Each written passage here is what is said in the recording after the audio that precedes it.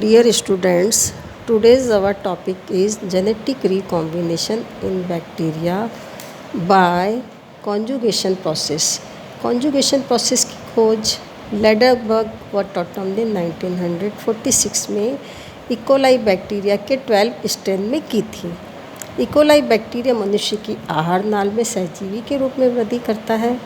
यह निम्नतम culture medium पर सामान्य रूप से वृद्धि करता है। निम्नतम कल्चर मीडियम में शर्करा, ग्लूकोज, अमोनियम लवण, अन्य पदार्थों की मात्रा कम होती है। इस माध्यम पर कल्चर होने वाले बैक्टीरिया आवश्यक अमीनो एसिड्स व विटामिन का संश्लेषण माध्यम के पदार्थों से स्वयं ही कर लेते हैं।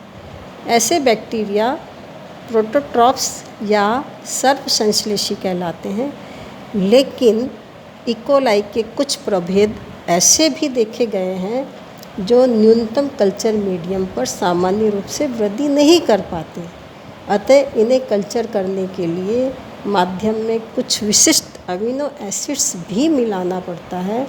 इकोलाई के ऐसे उत्परिवर्तित स्ट्रेन ऑक्सोट्रॉप्स या असर्वसंश्लेषी कहलाते हैं तथा ऐसा माध्यम पूरक माध्यम या सप्लीमेंट्री मीडियम कहलाता है। See the diagram.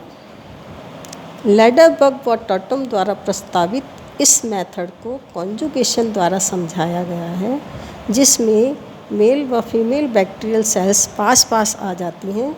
उनके मध्य कॉन्जुगेशन ब्रिज बन जाता है। इस कॉन्जुगेशन ब्रिज के द्वारा मेल कोशिका से या डोनर सेल से डीएनए फीमेल सेल्स या रिसिपिएंट सेल्स में स्थानांतरित हो जाता है। वर्तमान में लेडरबर्ग व टॉटम द्वारा प्रस्तावित कॉन्जुगेशन सही नहीं माना जाता, लेकिन आधुनिक शोध के आधार पर यह सिद्ध किया जा चुका है कि दाता कोशिका या नर कोशिका या डोनर सेल्स में मुख्य क्रोमोसोम्स के अतिरिक्त एक अन्य सेक्स फैक्टर, जिसे कि हम एफ फैक्टर भी कह सकते हैं, वो पाया जाता है, जो कॉन्जुगेशन के दौरान मेल कोशिका या डोनर सेल से फीमेल कोशिका या रिसिपिएंट सेल्स में स्थानांतरित होता है। लेडरबर्ग, जैकब व वॉलमैन ने 1958 में इस कॉन्जुगेशन प्रोसेस को समझाया था। इसमें आप देखिए what happen during the conjugation process. F plus या दाता बैक्टीरियल सेल्स में मेन क्रोमोसोम्स के अतिरिक्त एक और सर्कुलर कुंडलित क्रोमोसोम्स पाया जाता है, जिसे कि एफ फैक्टर या प्लाज्मिड कहते हैं। इसके बारे में मैंने पहले भी आपको बताया है। जब ये प्लाज्मिड बैक्टीरियल सेल्स के मेन क्रोमोसोम से फ्यूज़ हो जाता है तो इसे एपिसोम कहते हैं, और इस तरह की सेल HFR सेल कहलाती है। यह सेल्फ रेप्लिकेट द्वारा मल्टीप्लाई कर सकते हैं।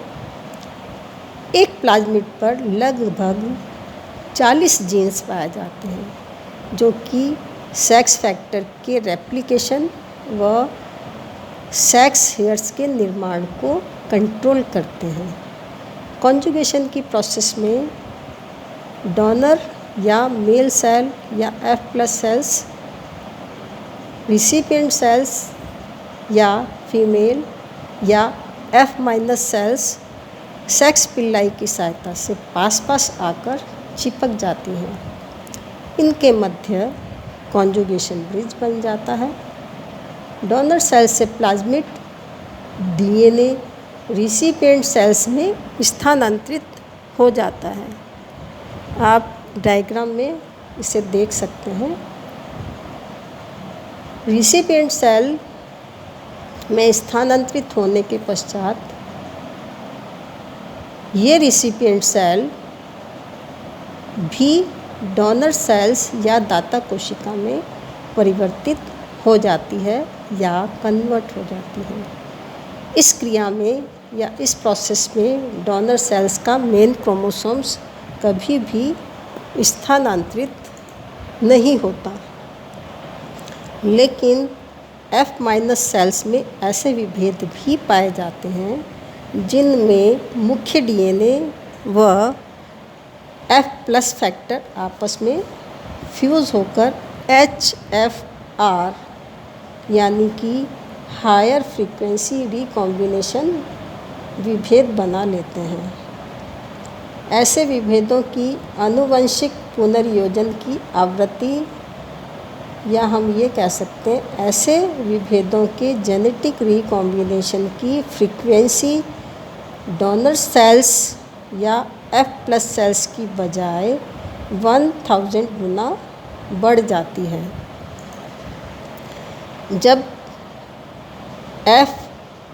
HFR कोशिका व ग्राही कोशिका या रिसिपिएंट सेल, या जिसे हम कह सकते हैं F- सेल्स में कॉन्जुगेशन होता है, तो HFR में रिसिपिएंट सेल्स में संपूर्ण F कारक स्थानांतरित नहीं होता। अतः रिसिपिएंट सेल या F- सेल्स कॉन्जुगेशन के पश्चात भी रिसिपिएंट सेल्स में ही बनी रहती हैं। इकोलाई में उपयुक्त कॉन्जुगेशन प्रोसेस में HFR बैक्टीरियल सेल्स में मेन क्रोमोसोम्स का काफ़ी भाग टुकड़ों में ग्राही बैक्टीरियल सेल्स, जिसे हम रिसिपिएंट बैक्टीरियल सेल्स कह सकते हैं, उसमें स्थानांतरित हो जाता है। एक संपूर्ण HFR जीनोम को स्थानांतरित होने के लिए लगभग 100 मिनट का समय लगता है, लेकिन कॉन्जुगेशन कभी भी लंबे समय तक नहीं होता, ये सदैव रुक रुक कर होता है। इस विधि यानी कि इस विधि को हम कहते हैं interpreted mating technique. Interpreted mating technique के द्वारा इकोलाई के क्रोमोसोम्स का मानचित्रण भी साइंटिस्ट के द्वारा किया जा चुका है। HFR बैक्टीरियल सेल्स पुनः F+ सेल्स में बदल सकती है। इसमें मेन क्रोमोसोम्स में प्लाज्मिड या F फैक्टर या सेक्स फैक्टर पुनः अलग हो जाता है, लेकिन प्लाज्मिड जब मेन क्रोमोसोम्स से अलग होता है तो इसका कुछ भाग मेन क्रोमोसोम्स के साथ एवं मेन क्रोमोसोम्स का कुछ भाग प्लाज्मिड या F कारक के साथ ही लगा रहता है। इस तरह की जो बैक्टीरियल सेल्स है उसे हम प्राइम बैक्टीरियल सेल्स भी कहते हैं। जब प्राथमिक या प्राइम बैक्टीरियल सेल्स का कॉन्जुगेशन F- से होता है तो प्राइम कोशिका से सेक्स फैक्टर यानी कि ग्राही कोशिका F- में स्थानांतरित हो जाती है। फलस्वरूप F- सेकेंड F- सेल्स में कन्वर्ट हो जाती है। ये सेल्स प्राइमरी F- सेल्स से प्राप्त कुछ जीनों को लेकर आंशिक रूप से सेल्स में ही रहती है, जिसे हम पार्शली डिप्लॉयड जाइगोट या मीरोजाइगोट भी कहते हैं। जैकब और बॉलमैन ने इस प्रोसेस को सेक्स सेडक्शन का नाम दिया। अब हम नेक्स्ट चैप्टर में पढ़ेंगे genetic recombination by third method, transduction.